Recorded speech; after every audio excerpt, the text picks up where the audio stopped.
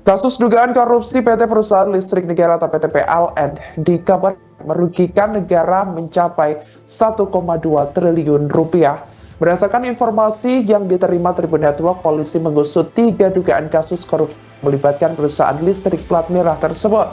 Namun pihaknya belum mengungkapkan perusahaan mana saja yang dimaksud lantaran kasus masih dalam proses penyidikan. Wakil Kepala Kortas Tipikor Polri Brigadir Jenderal Arief Adiharsa saat dihubungi pada Selasa 4 Maret 2025 membenarkan hal itu. Sebelumnya diketahui Komisaris Independen PT PLN Persero Andi Arief ikut membagikan kabar itu.